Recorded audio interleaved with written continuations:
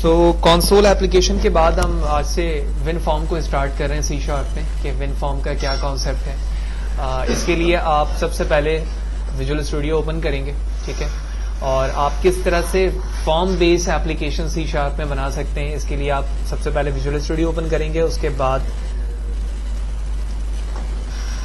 आपने फाइल पे जाना है। फाइल पर आने के बाद न्यू प्रोजेक्ट, और अभी तक हम जो काम कर रहे थे वो कंसोल एप्लीकेशन पे कर रहे थे। अब यहाँ पर सेकंड नंबर पे लिखा हुआ है विनफॉर्म एप्लीकेशन, और यहाँ से आप इसे रीनेम कर सकते हैं। इसी तरह ये लोकेशन है, जिस तरह कंसोल एप्लीकेशन की लोकेशन होती है इसी तरह इसकी है। ये सोल्यूशन का नेम है, हम सोल्यूशन पे डिस्कस कर चुके हैं। क्लास लाइब्रेरी ऐड करवाना, एक से ज्यादा प्रोजेक्ट अपने सोल्यूशन पे लेकर आना। आप ब्राउज करके यहाँ से इसकी लोकेशन को भी चेंज कर सकते हैं, ठीक है।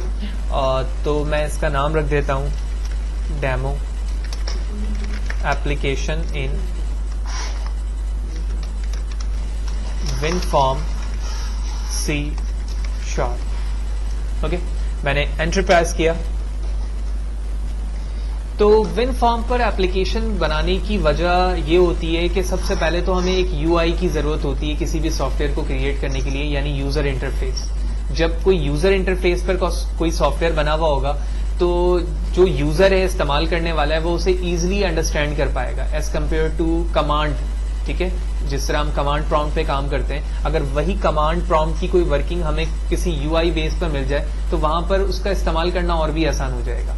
तो यही वजह है कि जो काम आपने कंसोल पे किया है उसे प्रैक्टिकली हम यहाँ पर विनफॉर्म के प्लेटफॉर्म पर करते हैं, और कोई छोटी या उससे बड़ी रिलेटेड एप्लीकेशन यहाँ पर बनाते हैं, और उसे फ्यूचर पे हम इंडस्ट्री की तरफ भी लेकर जाते हैं, या किसी प्रॉब्लम के सोल्यूशन की तरफ लेके जाते हैं और उसे इंडस्ट्री में सेंड करते हैं, या उस ऑफिस में सेंड करते हैं जहां पर उसकी जरूरत होती है। अब अगर प्रोफेशनली बात की जाए तो आप कोई कन्वर्टर डिजाइन करते हैं, ठीक है, कोई नोटपैड डिजाइन करते हैं, इसी तरह डेटाबेस मैनेजमेंट सिस्टम कोई डिजाइन करते हैं जहां से कोई डेटा रिट्रीव हो रहा हो, सॉर्ट हो रहा हो, कोई बिल जनरेट करने से रिलेटेड कोई एप्लीकेशन है, and so on so fourth. ये सारी चीजें यहाँ पर बनाई जा रही होती है। तो इस वक्त आप यहाँ पर देख रहे हैं, जैसे मैंने एक फॉर्म क्रिएट किया है तो फॉर्म 1 यहाँ पर लिखा हुआ है विनफॉर्म, विच मीन तो ये विनफॉर्म की पहला एक फर्स्ट पेज है फॉर्म 1 के नाम से। ये आइकन का प्लेस है, यहाँ पर आप अपनी मर्जी से कोई आइकन लगा सकते हैं। अपकमिंग सेशन पे हम देखेंगे कि हम अपनी मर्जी से कोई आइकन यहाँ पर कैसे फिट कर सकते हैं। ये फॉर्म 1 है, और ये मिनिमाइज, मैक्सिमाइज और रीस्टोर के डिफॉल्ट यहाँ पर बटन्स मौजूद है। ये सोल्यूशन एक्सप्लोरर है, यहाँ पर आपके तमाम प्रोजेक्ट से रिलेटेड इन्फॉर्मेशन शो हो रही होती है। जिस तरह कंसोल पे प्रॉपर्टीज और रेफरेंस था, बिल्कुल इसी तरह यहाँ पर मौजूद है। यहाँ पर ऐप कॉन्फ़िग की फाइल एक होती है जहां पर आप जर्नल जो चीजें होती हैं, ऑल्दो ये एक्सएमएल की लैंग्वेज में यहाँ पर लिखा हुआ है, जो जर्नल प्लेटफॉर्म आपने बनाना होता है कि पूरे प्रोजेक्ट के अंदर कोई कनेक्शन बना रहे हैं, फॉर एग्जाम्पल आप डेटाबेस, या आप कोई कांस्टेंट चीज डिफाइन करना चाह रहे हो जो पूरे प्रोजेक्ट में सेम रहेगा, तो उन चीजों को हम हमेशा ऐप कॉन्फ़िग की फाइल पे करते हैं। जैसे इस वक्त जो है नेम स्पेस जो वर्जन हमारे पास इस्तेमाल हो रहा है, सॉरी .NET फ्रेमवर्क, वो 4.5 है। तो ये जर्नल है पूरे प्रोजेक्ट के लिए, ठीक है। ऑल्दो हम इसे चेंज कर सकते हैं। इसे चेंज करने के लिए आप डेमो एप्लीकेशन पर आते हो, प्रॉपर्टीज पर आते हो, और आप यहाँ पर देख रहे हो .NET फ्रेमवर्क। तो ये मल्टीपल .NET फ्रेमवर्क्स जो है यहाँ पर अपडेट हुए हैं, आप इसे भी चेंज कर सकते हो, लेकिन अभी हम इस तरफ नहीं जाते हैं। जब जैसे जैसे हम आगे बढ़ते जाएंगे तो .NET फ्रेमवर्क के कॉन्सेप्ट को भी समझेंगे कि वो क्या है और उसको बढ़ाने की या उसे कम करने की वजह क्यों होती है। तो मैं इसे कैंसिल करता हूँ और दोबारा ऐप कॉन्फ़िग में आ जाते हैं, और यहाँ पर जर्नल चीजें हम स्टैंडर्ड बना रहे होते हैं। जिस तरह से यहाँ पर स्टार्टअप लिखा हुआ है, इसी तरह आप यहाँ पर आए और आप देख रहे हो कि कुछ टैग्स नेम है, एंटिटी फ्रेमवर्क, लोकेशन और run time and so on. ये सारी चीजें आप स्टैंडर्ड बनाते हो पूरे प्रोजेक्ट में, ताकि आप हर एक फॉर्म पर जाकर अपनी मर्जी से कोई काम ना करें। एक स्टैंडर्ड बन गया, वो पूरे प्रोजेक्ट में कांस्टेंट रहेगा, ठीक है।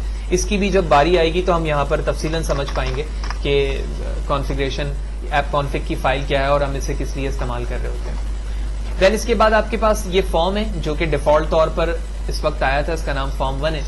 आप इस फॉर्म 1 के नाम को यहाँ से रिप्लेस या एक्सचेंज भी कर सकते हैं, जो आप अपनी मर्जी से चाहते हैं, ठीक है। तो इसके नीचे प्रोग्राम की फाइल है, यानी जो डिफॉल्ट चेंजेस है। आप अगर चाहते हो कि फॉर्म लोड जो हो रहा है, जब रन हो रहा है प्रोग्राम, तो फॉर्म 1 ना हो बल्कि एक और फॉर्म ऐड करवाऊं मैं, उसका नाम फॉर्म 2 हो, तो वो रन हो जाए। तो यहाँ पर फॉर्म 1 की जगह मैं 2 लिख दूंगा, तो जब प्रोग्राम को रन करूंगा तो सबसे पहले फॉर्म 2 रन होगा। ठीक है, कुछ यहाँ पर एप्लीकेशन इनेबल विजुअल स्टाइल है, ये एप्लीकेशन के अंदर जो स्टाइलिंग की प्रॉपर्टी है वो यहाँ पर एक्टिव हुई हुई है। ठीक है, डिफॉल्ट रेंडरिंग सिस्टम को यहाँ पर फॉल्स किया गया है, हम दोनों इन चीजों को डिस्टर्ब नहीं करते हैं एज अ बिगनर्स लेवल। ठीक है, और यहां से हम चीजों को डिस्टर्ब करते हैं एज अ बिगनर लेवल। जब जैसे जैसे हम आगे जाएंगे तो इन चीजों को भी समझेंगे।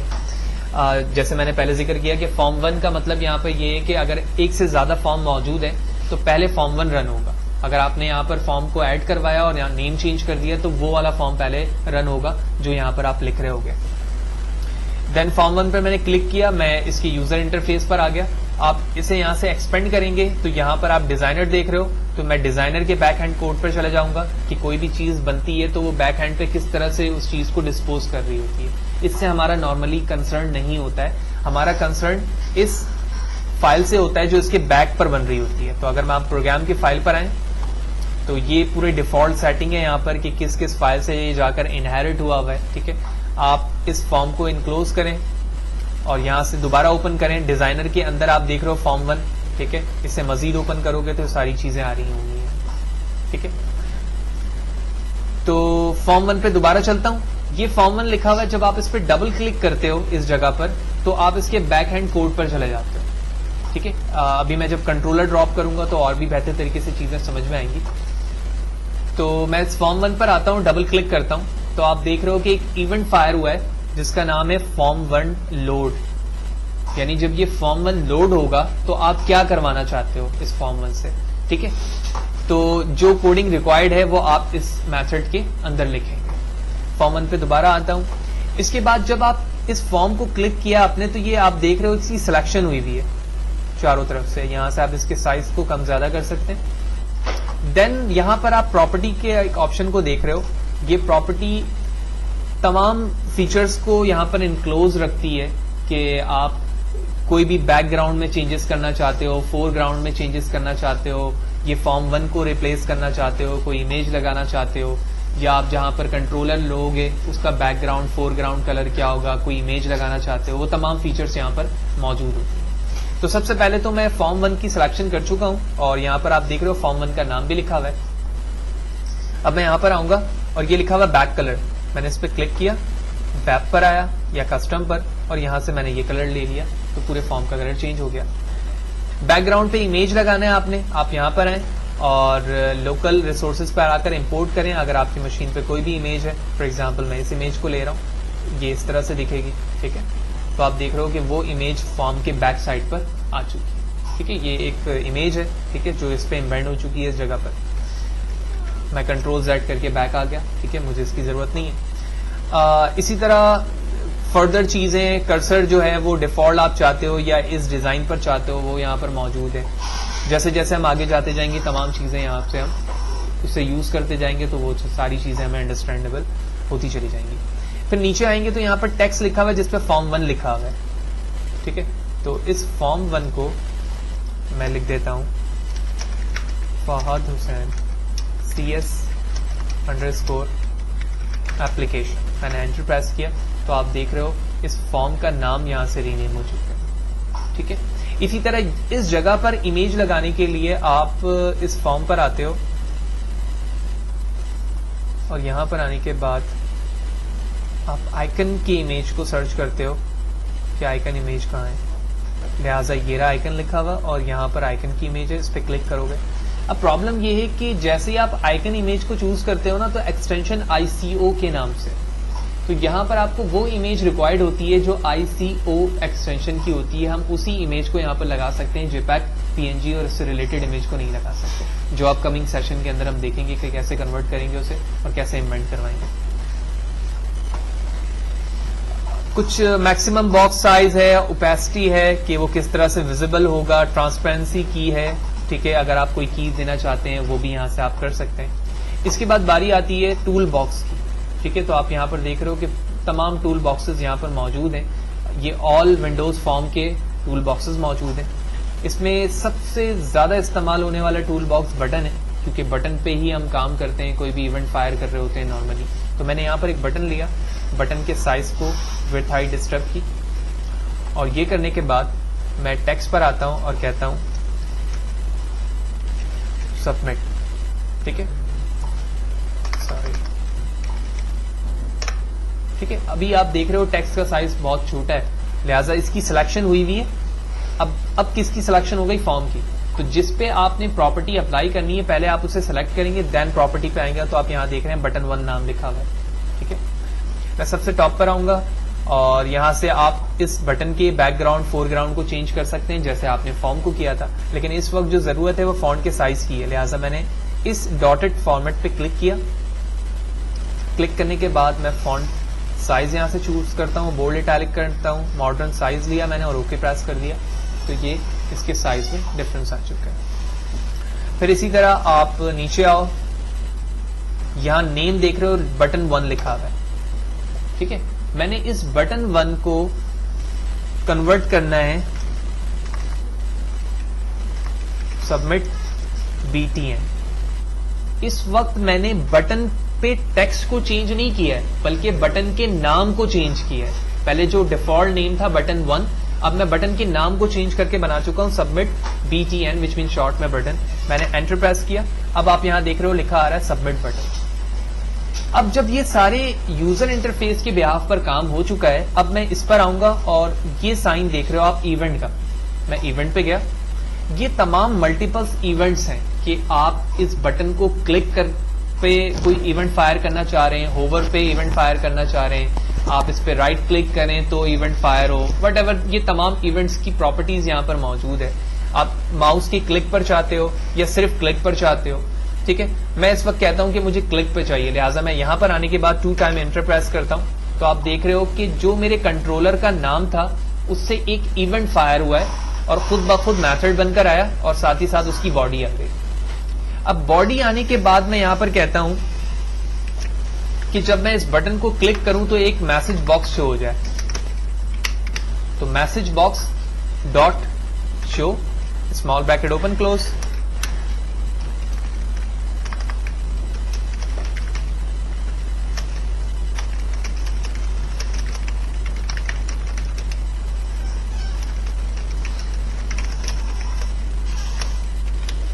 तो एक मैसेज बॉक्स मैंने शो करवाना है जब मैं इस बटन को क्लिक करूं अपनी एप्लीकेशन पे, लिहाजा मैंने मैसेज बॉक्स को यहां पर शो करवाया और उसके बाद मैंने शो लिखा। मैसेज बॉक्स के कलर को देखें और इस फॉर्म के कलर को देखें तो ये दोनों कलर बिल्कुल मैच कर रहा है, विच मीन मैसेज बॉक्स एक क्लास का नाम है। लिहाजा मैं इस पर राइट क्लिक करता हूं और गो टू डेफिनेशन पे चलता हूं। तो आप यहां पर देख रहे हो कि एक क्लास है जिसका नाम है मैसेज बॉक्स और इस मैसेज बॉक्स के अंदर मल्टीपल्स फंक्शंस यहां पर बने बनाए मौजूद हैं जिसको आप इंटरनली यूज कर सकते हैं। ठीक है, जैसे हम मजीद आगे जाएंगे तो उस पर मजीद भी बात होगी और किस तरह से इसमें हम आइकन यूज कर सकते हैं जो वार्निंग का होता है या कैंसिल का होता है, वो फर्दर चीजें भी आएंगी। लिहाजा फॉर्म पे हम वापस आते हैं। अब मैं कंट्रोल F5 प्रेस करके अपने प्रोग्राम को रन करता हूं। तो ये फॉर्म आ चुका है जिस तरह मैंने डिजाइन किया था। अब मैं जैसे ही बटन पे क्लिक करता हूं तो आप देख रहे हो एक डायलॉग बॉक्स आ गया आपके सामने या मैसेज बॉक्स जिसमें वो स्टेटमेंट लिखी है। तो इस सेशन पे हमने बेसिक इंट्रोडक्शन पार्ट को डिस्कस किया कि विनफॉर्म क्या है, C# के अंदर किस तरह से विजिबल होता है, प्रॉपर्टीज के अंदर क्या फीचर्स हैं, सोल्यूशन एक्सप्लोरर पे आपकी क्या चीजें होती हैं और टूल बॉक्स में कंट्रोलर्स हैं आपके। अगर ये चीज आपकी मशीन पे विजिबल ना हो तो आप इसे किस तरह से दोबारा लेकर आएंगे? तो आप व्यू पर आएंगे, व्यू पर आने के बाद आप यहां देखेंगे सोल्यूशन एक्सप्लोरर, इस पे क्लिक करेंगे, वो चीज विजिबल हो जाएगी। फिर प्रॉपर्टी के लिए आप बिल्कुल बॉटम पर आएंगे, इस एरो को क्लिक करेंगे, यहां पे लिखा हुआ है प्रॉपर्टीज विंडो, तो प्रॉपर्टीज विंडो आ जाएगी। इसी तरह टूल बॉक्स के लिए ये रहा कंट्रोल अल्टर X, तो यहां से टूल बॉक्स विजिबल हो जाएगा। नेक्स्ट सेशन पे हम इस पे बेसिक्स एप्लीकेशन से स्टार्ट करेंगे कि विनफॉर्म पे मजीद काम किस तरह से हो सकता है।